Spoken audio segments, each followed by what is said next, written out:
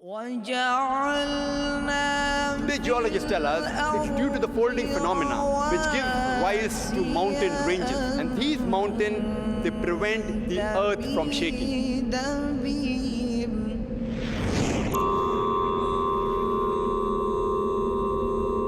Inna khalaqna al-insana min nutfatin amshaj. We have created the human being from a minute quantity of mingled fluids.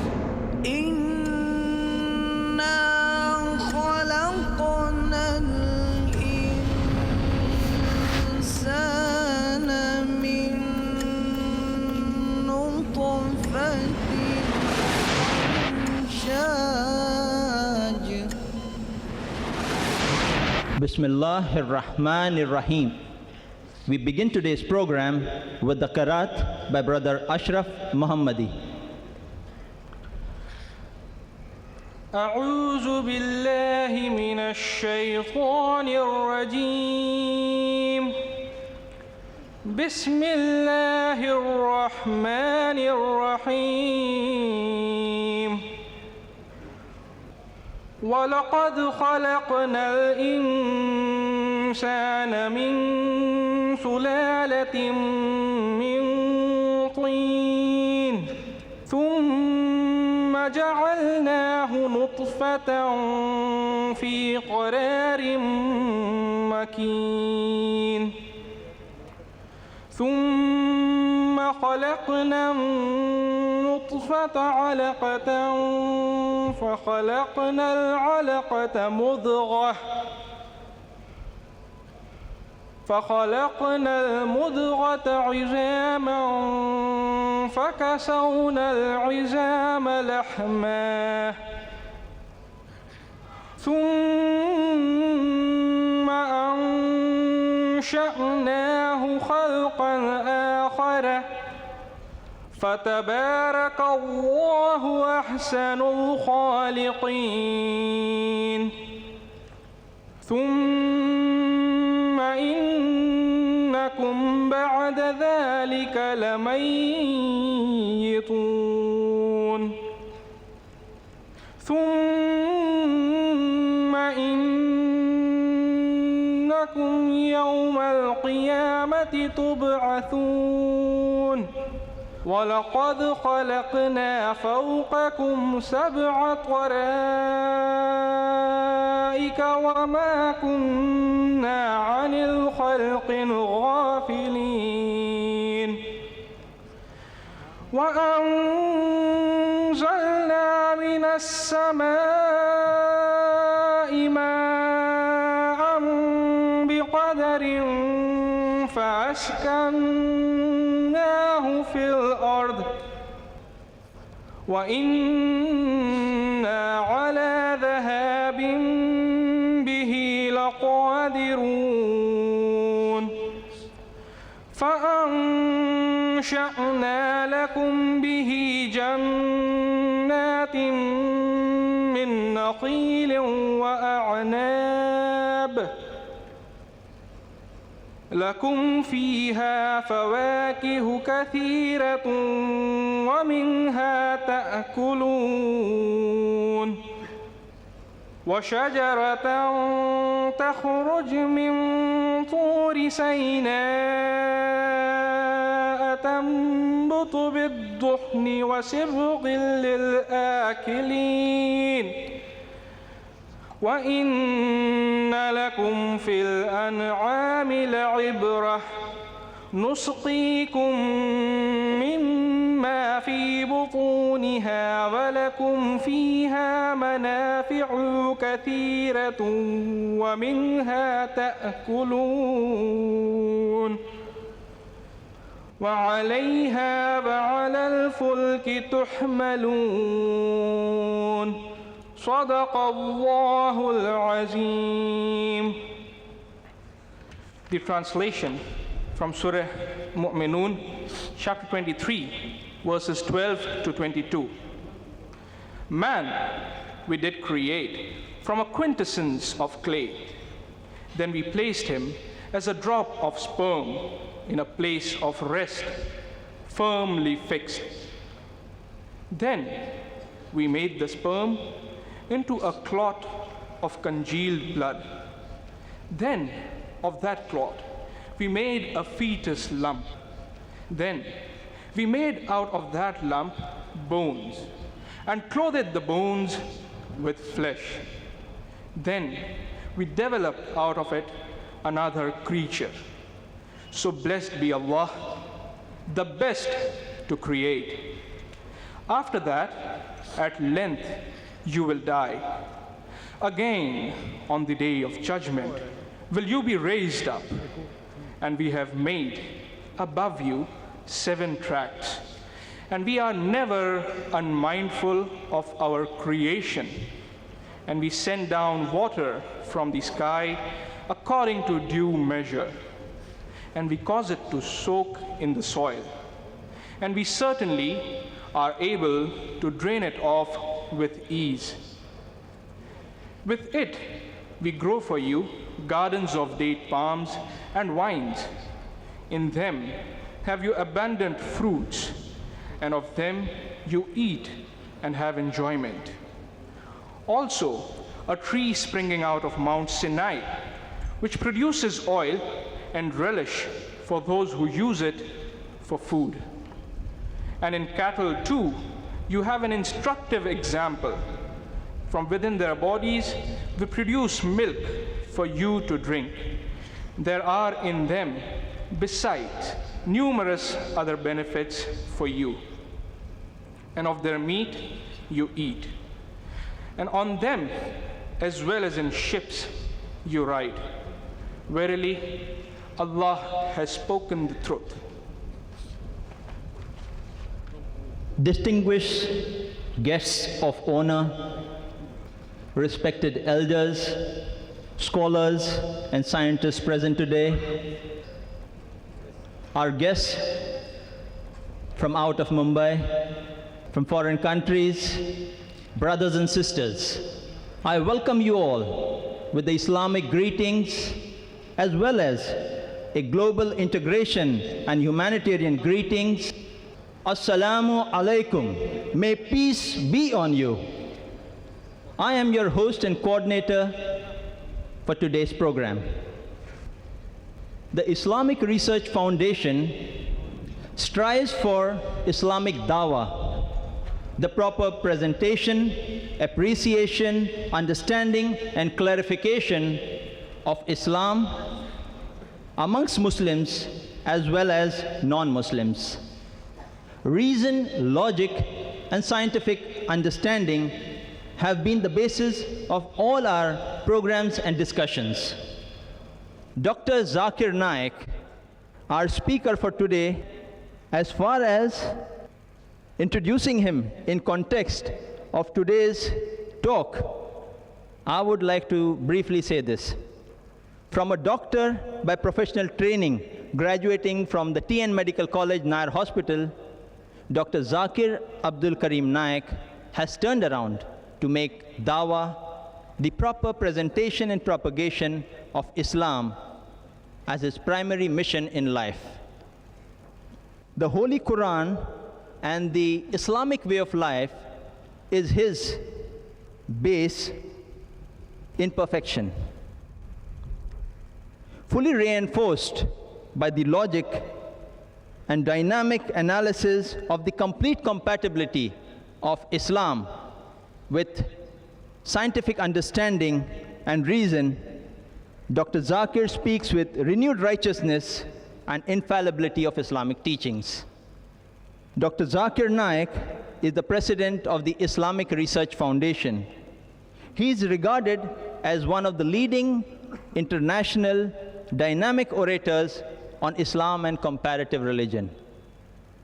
As far as our topic for today goes, the question arises, why did we choose this topic? Religion and science are two very important factors in human affairs and motivations, whether in conflict or in conciliation.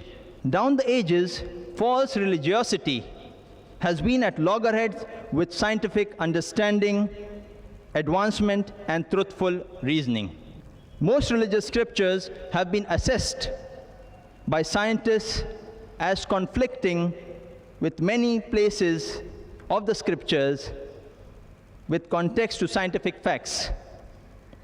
You may ask, is the Holy Qur'an too in conflict with modern science?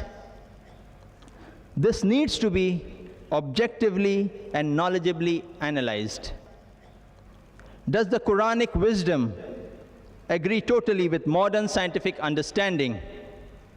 To logically and scientifically cross-examine this in open public, the Islamic Research Foundation is holding this program and lecture talk on Qur'an and Modern Science, Conflict or Conciliation by Dr. Zakir Naik. After the talk and the question and answer session, we leave it up to you, the audience, to decide whether the Qur'an conflicts or it conciliates with modern science. For your objective hearing of his talk and open cross-examination on the topic in the question and answer session, may I present before you Dr. Zakir Naik.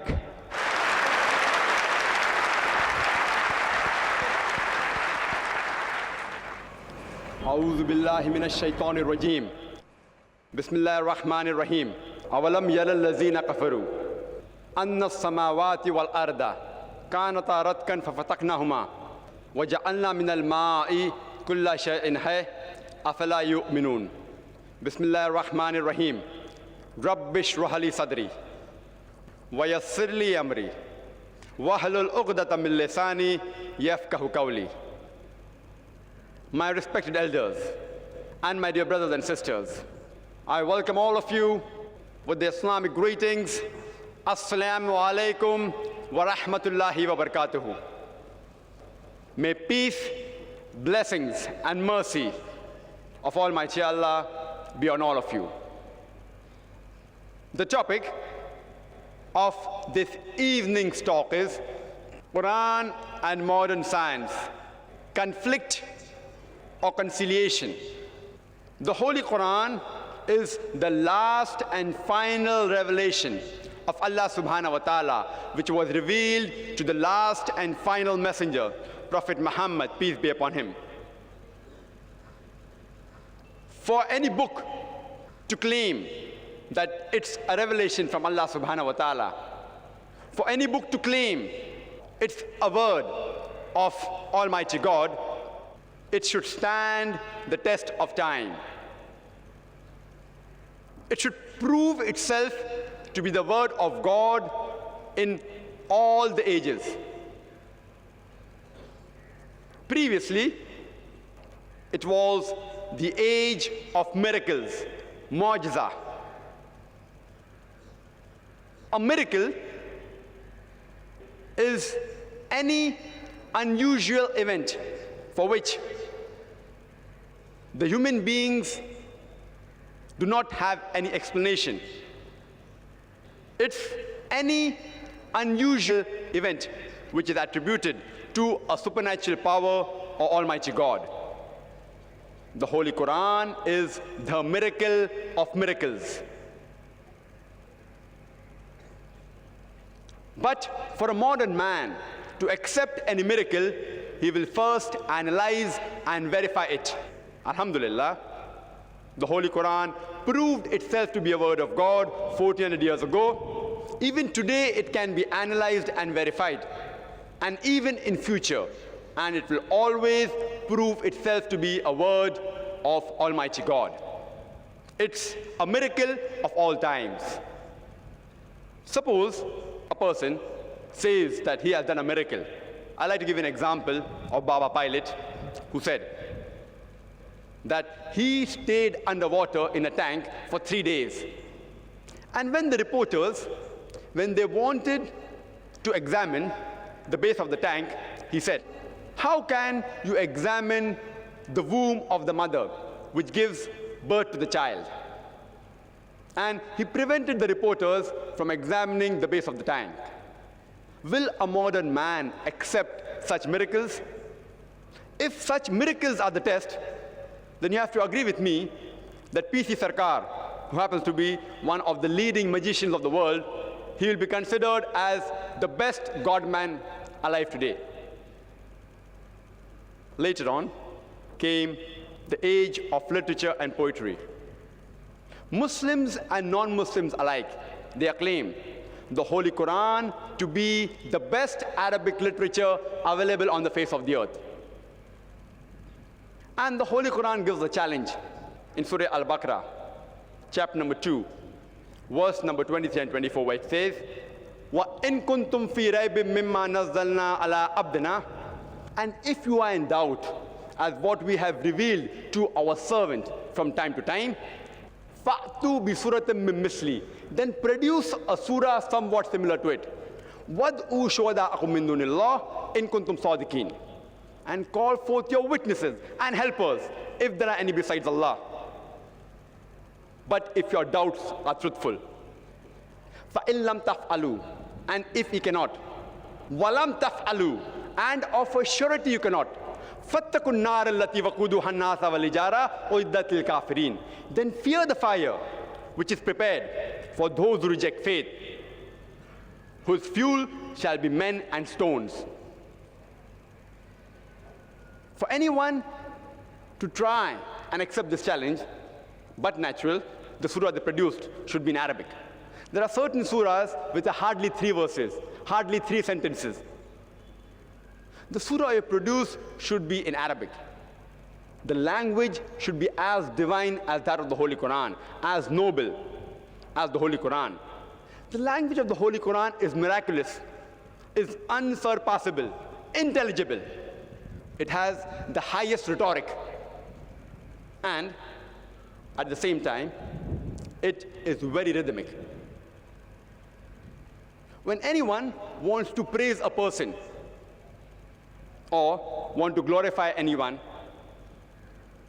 he deviates away from reality. And the best example you can see is in the Hindi movies when the hero praises the heroine and he tries to please her and says, मैं तुम्हारे लिए चांद तोड़ के लेके आऊँगा, मैं तुम्हारे लिए सितारे तोड़ के लेके आऊँगा, I will get for you the moon, I will get for you the star. The more you try and praise a person, the more you deviate away from reality. Alhamdulillah, though the Quran is rhythmic, it does not deviate from reality. There were many people who tried to produce a surah like the Quran, but they failed miserably. No one has been able to do it so far, and no one, inshallah, will be able to do it till eternity. But suppose if I tell you that there's a religious scripture who says in a very poetic fashion that the world is flat. Will a modern man today believe? But natural, no, because today is not the age of literature and poetry. Today is the age of science and technology. So let's analyze today the Holy Qur'an and modern science, whether they conflict or conciliate. The Quran and modern science, whether they contradict or they're compatible. According to the famous physicist Albert Einstein, who had got a Nobel Prize, he said, "Science without religion is lame, and religion without science is blind." I would like to repeat it. Albert Einstein said that science without religion is lame, and religion without science is blind. I would like to remind you that the Holy Qur'an is not a book of science, S-C-I-E-N-C-E, but it's a book of signs, S-I-G-N-S. It's a book of ayats. And there are more than 6,000 signs or 6,000 ayats, out of which more than 1,000 speak about science. There are some people who will be satisfied just by acquiring one sign. Some people require 10 signs to accept the truth. Some may require 100, while the others, even after you produce 1,000 signs to them, yet they will not accept the truth.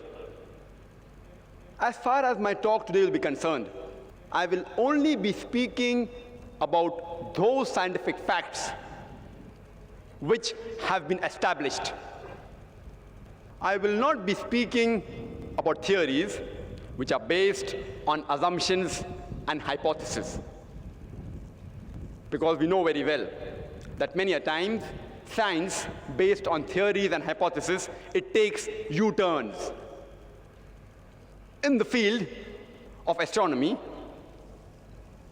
if you ask a scientist that how was our universe formed, how did it come into existence, so he will tell you about the Big Bang theory, that initially the whole universe was one primary nebula. Then there was a secondary separation, which gave rise to galaxies, which further split to form things such as our solar system, which gave rise to planets, the sun, and the present Earth which we live in. I start my talk by quoting a verse of the Holy Qur'an from Surah Al-Anbiya, chapter number 21, verse number 30, which says, "Avalam yara allazina kafaru." Do not the unbelievers see, "Anna samawati wal arda kanata ratkan fafataknahuma." The heavens and the earth were joined together, and we clove them asunder. This verse of the Holy Qur'an speaks about the Big Bang theory in a nutshell. Imagine what we came to know today, the Holy Qur'an mentions 1400 years ago. And the Qur'an also says in Surah Fussilat, chapter 41, verse number 11, that moreover, in his design, he comprehended the sky, and it had been smoke. And he said to it and the earth, "Come ye together, willingly or unwillingly." And they said, "We come together in willing obedience." The Arabic word used here is dukhan, which means smoke. If you ask a scientist, he will tell you that the universe, before it was formed, the celestial matter, it was in the state of gas. And the Arabic word dukhan, which means smoke, is more scientifically correct than mere gas. And according to Stephen Hawking, who's a very famous scientist, he said, the discovery of bridges of matter in the space is the biggest discovery of the century, which gives us undisputable evidence of the creation of the universe and the Big Bang theory. Previously, the people thought that the world we live in, it is flat. And they were afraid to venture too far lest they would fall over. It was only in 1577 when Sir Francis Drake, when he sailed around the earth, he proved that the world was spherical. The Quran mentions in Surah Luqman, chapter number 31, verse number 29, "Alam tara anna Allaha yuliju layla fil nahari wa yuliju nahara fil layli." It is Allah that merges the night unto the day and merges the day unto the night. Merging is a slow and gradual process. The night slowly and gradually changes to day, and the day slowly and gradually changes to night. This phenomena is only possible if the shape of the earth is spherical. It's not possible if it's flat. If it was flat, there will be a sudden change. The Quran says in Surah Al-Zumar, chapter number 39, verse number 5, it says, "Huwa alladhi khalaqa samawati bil haqqi." It is Allah who has created the heavens and the earth in true proportion. And he overlaps and coils the night unto the day, and overlaps or coils the day unto the night. The Arabic word used is kawara, which means overlapping or coiling. How you coil a turban around the head, how you overlap a turban around the head. This phenomena of the night overlapping and coiling over the day is only possible if the shape of the earth is spherical. It's not possible if the shape of the earth is flat. there will be a sudden change. The Holy Qur'an further says in Surah Naziyat, chapter number 79, verse number 30, it says, وَالْأَرْضَ بَعْدَ ذَلِكَ دَحَاهَا. And thereafter, we have made the earth egg-shaped. The Arabic word dahaha comes from the root word dhuya, meaning an egg shape. And it does not refer to any normal egg. It specifically refers to the egg of an ostrich. And today we know that the world is not completely round like a ball. It is geospherical. It's slightly flattened from the top and bulging from the center. It's geospherical. And if you analyze the shape of the egg of an ostrich, it too is geospherical, slightly flattened from the top and bulging from the center. So the Holy Qur'an describes the exact geospherical earth 1400 years ago. Previously we thought that the light of the moon is its own light. It's recently we discovered that the light of the moon is reflected light of the sun. The Quran says in Surah Furqan, chapter number 25, verse number 61, blessed is he who has created the constellations in the sky and placed therein a lamp and moon having borrowed light. Quran says in Surah Yunus, chapter number 10, verse number 5, it is Allah who has created the sun as a shining glory and the moon having a reflection of light. The similar message is repeated in Surah Nuh, chapter 71, verse number 15 and 16. The Arabic word for sun is shams. It's always described either as siraj, meaning a torch, or wahaj, meaning a blazing lamp, or diya, meaning a shining glory. The moon, the Arabic word is qamar. It's always described as munir, meaning borrowed light, or nur, which is a reflection of light. Nowhere is the moonlight described as siraj or wahaj or diya. Always as munir or nur, that's borrowed light or a reflection of light. The Quran says in Surah Tariq, chapter number 86, verse number 3, An-Najm Saqib. The Arabic word for the star is najam. Is described as saqib. Its light is described as saqib. It pierces the darkness and consumes itself.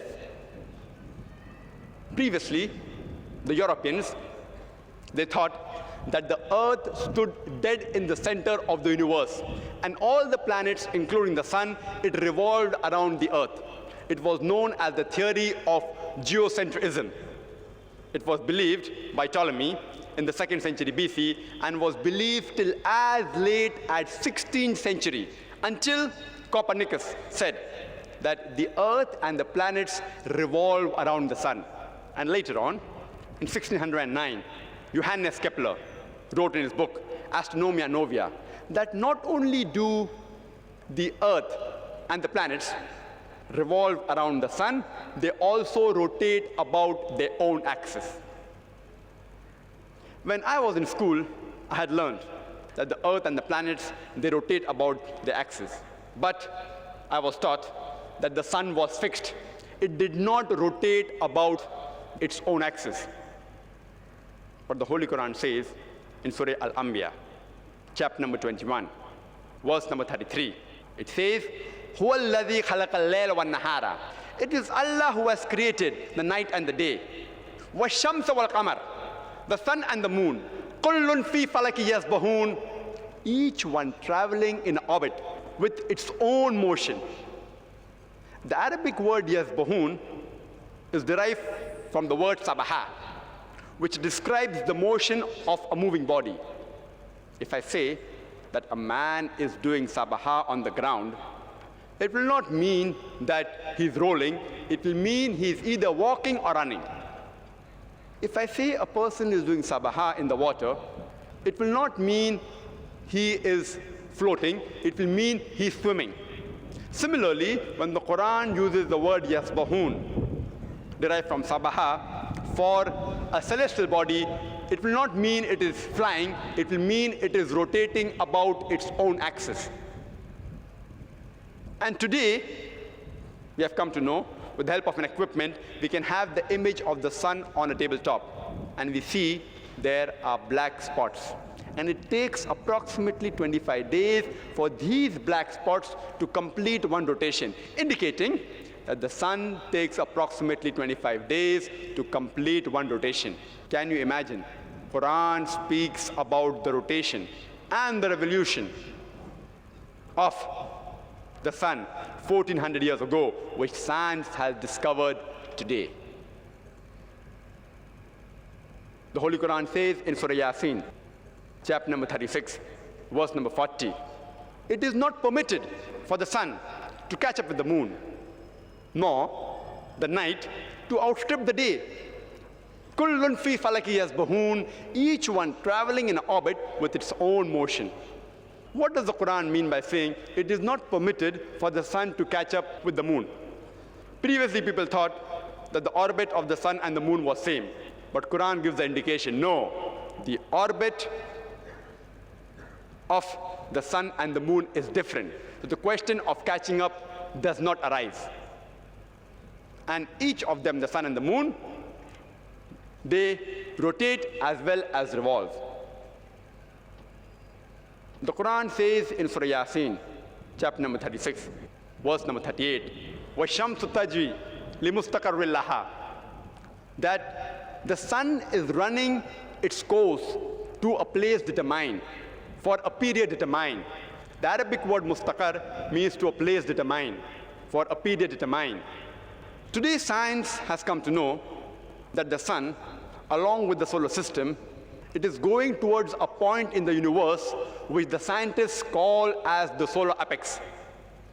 And it's moving at a speed of 12 miles per second. And it's going to a point which they call as a point in the constellation of Hercules.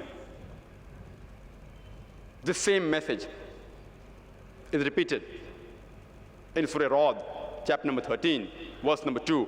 In Surah Fatir, chapter number 35, verse number 13.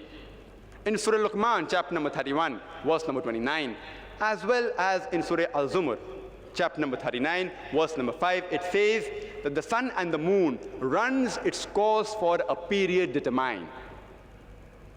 The Quran says in Surah Dhariyat, chapter number 51, verse number 47, that it is we who have constructed with power and skill the firmaments, and it's we who make the vastness and the expanding universe. The Arabic word musi'una means expanding universe, the vastness of space.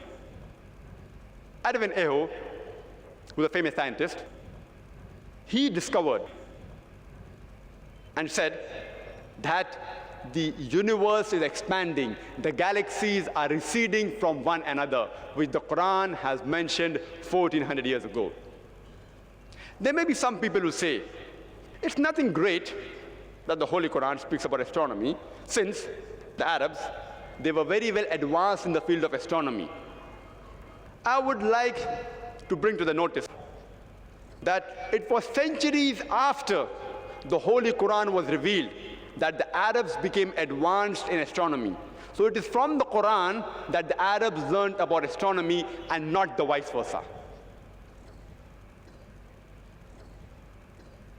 In the field of physics, there was a theory known as atomism, that atom is the smallest part of matter which cannot be divided. This theory was propounded by Democrats, the Greeks, 23 centuries ago. And it was also known to the Arabs. And the Arabic word for atom is zarrah. But today, after science has advanced, we have come to know that though atom is the smallest particle of matter, having the characteristic of the element, it yet can be divided into electrons, protons, etc. So people may think that the Quran is outdated. The Quran does speak about zarrah and says it's a minute particle, but nowhere does it say that it cannot be divided. In fact, the Quran says in Surah Sabah, chapter number 34, verse number 3, it says that when the unbelievers say that the hour will never come, tell them, it will surely come with the permission of the Lord who has the knowledge of the unseen. who has in his record the minutest detail of an atom in the heaven and in the earth. And in his record is perpetuous, things smaller and greater than the atom. So Quran says there are things smaller and greater than the atom. So Quran is not outdated, it is up to date. The similar message is repeated in Surah Yunus, chapter number 10, verse number 61, that in Allah's record is perpetuous, things smaller and greater than the atom. In the field of geography, we learn in school about the coherent water cycle. This was first described by Sir Bernard Palissy in 1580. And he said, how does water evaporate from the ocean, forms clouds, the clouds move in the interior, how does it fall as rain, the rainwater flows into the ocean, and the cycle is completed. Previously, people thought, in the 7th century BC, phase of Meletus, he said that the spray of the ocean was picked up by the wind and it fell into the interior as rain. People did not know how did the underground water, the springs, where did they come from? So they thought that due to the pressure of the winds on the water, the thrust of the winds on the water, it fell into the interior as rain.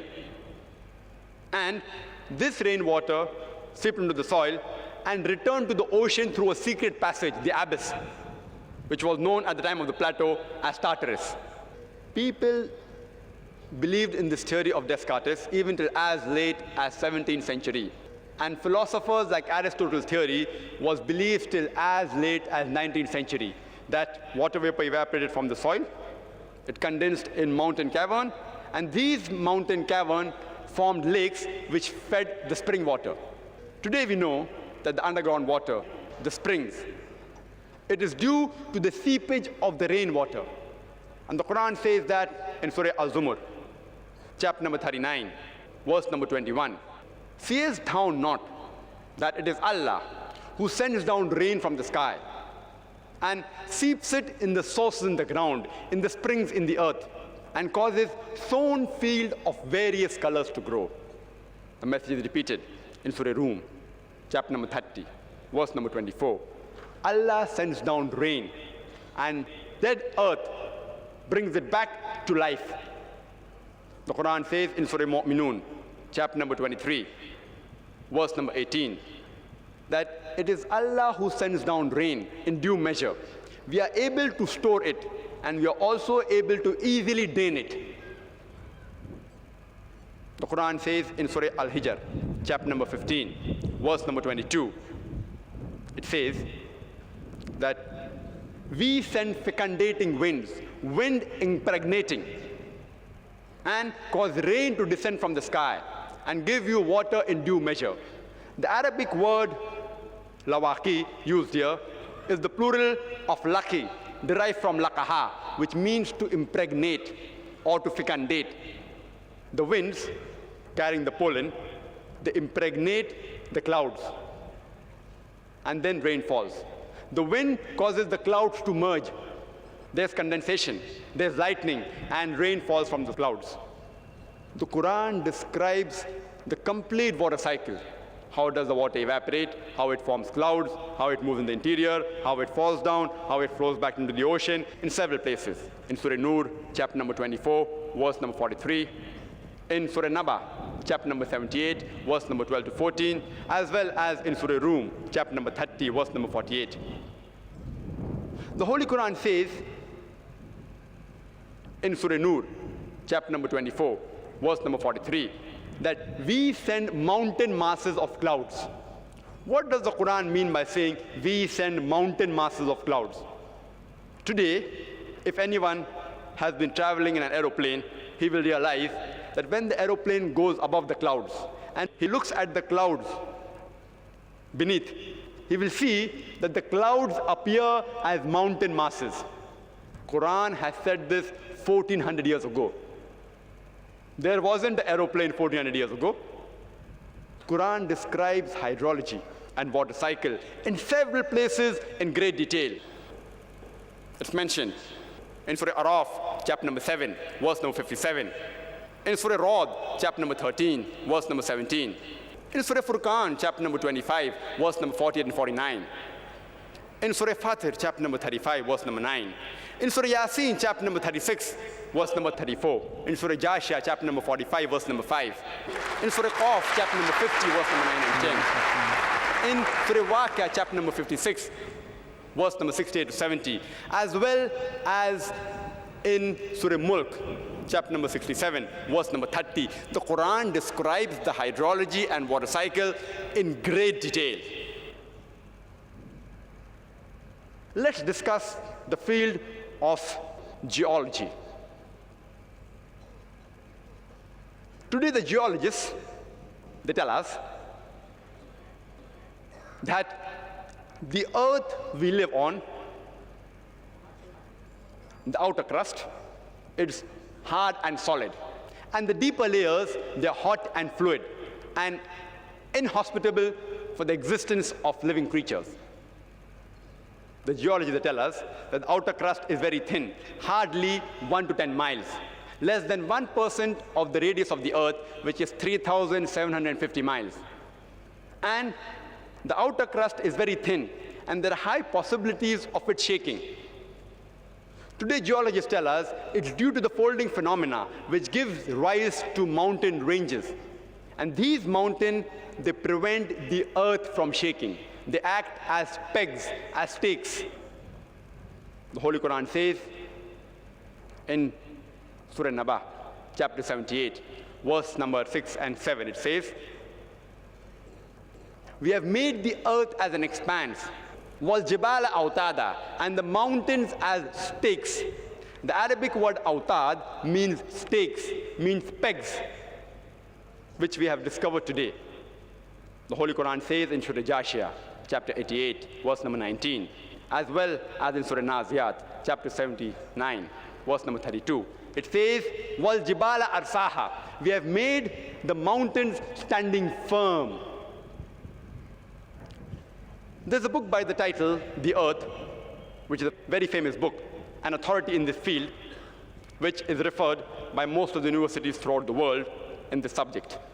One of its authors' name is Frank Press. And he gives the illustration of the mountain in this book called Earth as wedge-shaped. And he says the function of the mountain is to stabilize the earth's crust. And Quran says that. The same information in Surah Anbiya, chapter number 21, verse number 31, as well as in Surah Luqman, chapter 31, verse number 10, and Surah Nahl, chapter number 16, verse number 15, that we have set on the earth mountain standing firm, lest it would shake. The Quran gives the functions of the mountain 1400 years ago, which we discovered today. In the field of oceanology, the Holy Quran says in Surah Furqan, chapter 25, verse number 53, "It is Allah who has let free two bodies of flowing water, one sweet and palpable, and the other salt and bitter. And between them there is a barzakh, a barrier, which is forbidden to be trespassed." The Quran repeats the message in Surah Rahman, chapter number 55, verse number 19 and 20. "Marajal bahrain yaltaqiyan, bainahuma barzakh la yabghiyan." That it is Allah who has let free two bodies of flowing water, which meet, and between them there is a barrier which is forbidden to be trespassed. The Arabic word barzakh means a barrier, and the Arabic statement, "Maraj al-Bahrain yaltaqiyan," means the flowing bodies of water, they meet and mix. Previously, the commentators, they could not understand the two opposite description of the two bodies of flowing water. It says they meet and mix, as well as it says there's a barrier between them. The commentator of the Quran could not explain what did this verse actually mean. It was confusing. Today, we have come to know with the help of science that there is a slanting barrier between the two bodies of salt water and sweet water, between the salt sea and the sweet sea. And whenever water passes from one sea to the other sea, it loses its characteristic and gets homogenized into the water it flows. There is a barrier, but this barrier is called as a transitional homogenizing space or area. Both the waters, though they meet and mix, but the characteristics yet remain the same. Salt water remains salt, the sweet water remains sweet. And this phenomena can be seen in Cape Point, southernmost tip of South Africa in Cape Town, where salt and sweet water meet, but they are distinct. They don't mix. When they flow across, the water changes its characteristics.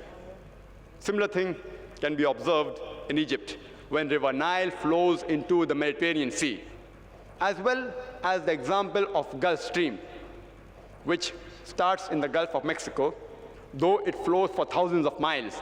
Both the water, salt and sweet water, they are distinct. And if you're traveling in a boat, and if you pick up water from one side of the boat and water from the other side, you'll find that both the waters are different. One is sweet and the other is salty. Even the temperature differs.